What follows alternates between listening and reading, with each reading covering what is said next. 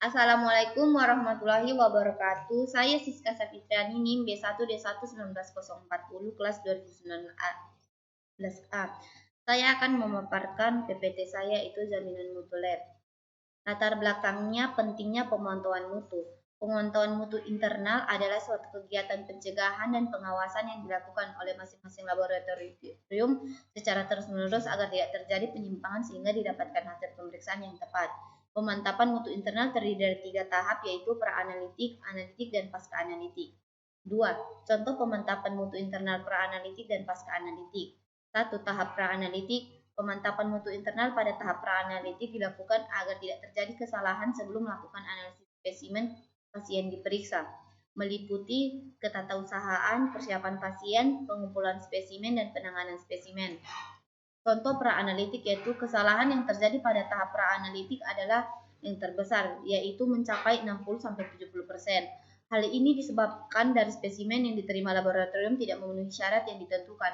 Spesimen dari pasien dapat diibaratkan seperti bahan baku yang akan diolah. Jika bahan baku tidak baik, tidak memenuhi persyaratan untuk pemeriksaan, maka akan didapatkan hasil atau output pemeriksaan yang salah. Sehingga penting sekali untuk mempersiapkan pasien sebelum melakukan pengambilan spesimen. Spesimen yang tidak memenuhi syarat sebaiknya ditolak dan tidak dilakukan pengulangan pengambilan spesimen agar tidak merugikan laboratorium. Yang kedua, pasca analitik. 1. Pembacaan hasil. Pembacaan hasil yaitu dengan perhitungan, pengukuran, identifikasi, dan penilaian harus benar. Yang kedua, pelaporan hasil. Pelaporan hasil yaitu form hasil didapatkan pasti bersih, tidak ada salah transkrip, tulisan sudah jelas, dan tidak terdapat kecenderungan hasil. Contoh pasca analitik. Seperti pada tahap analitik, tingkat kesalahan tahap pasca analitik hanya sekitar 15-20%. Walaupun tingkat kesalahan ini lebih kecil jika dibandingkan kesalahan pada tahap pra-analitik, tetapi tetap memegang peranan yang penting. Kesalahan penulisan hasil pemeriksaan pasien dapat membuat klinis salah memberikan diagnosis terhadap pasiennya. Kesalahan dalam menginterpretasi hasil pemeriksaan juga dapat berbahaya bagi pasien. Yang ketiga, pembacaan bahan kontrol kimia klinik. Yang pertama yaitu ada quality planning, yang kedua ada quality laboratory appraise, ada yang ketiga quality control, dan yang keempat ada quality assurance, dan yang kelima ada quality enforcement. Yang keempat yaitu aturan Westergaard. Westergaard adalah aturan dasar yang diterbitkan pada tahun 1981 oleh Dr. James Westergaard untuk mengevaluasi kontrol kualitas laboratorium kesehatan. Terdapat 6 aturan dasar yang bisa digunakan secara terpisah atau kombinasi untuk mengevaluasi kualitas analitik suatu pemeriksaan.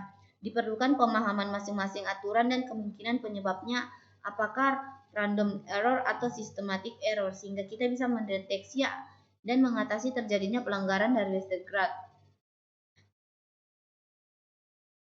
Yang kelima yaitu ada systematic error. Kesalahan sistematik atau systematic error menunjukkan tingkat ketepatan atau akurasi pemeriksaan. Sifat kesalahan ini menjurus ke satu arah. Hasil pemeriksaan selalu lebih besar atau selalu lebih kecil dari nilai seharusnya. Kesalahan sistematik umumnya disebabkan oleh hal-hal berikut ini. Yang pertama, spesifitas reagen. Yang kedua, belangko sampel dan belangko reagen kurang tepat. Yang ketiga, mutu reagen kalibrasi kurang baik. Yang keempat, alat bantu pipet yang kurang akurat. Yang kelima, panjang gelombang yang dipakai. Dan yang keenam, salah cara. Terima kasih.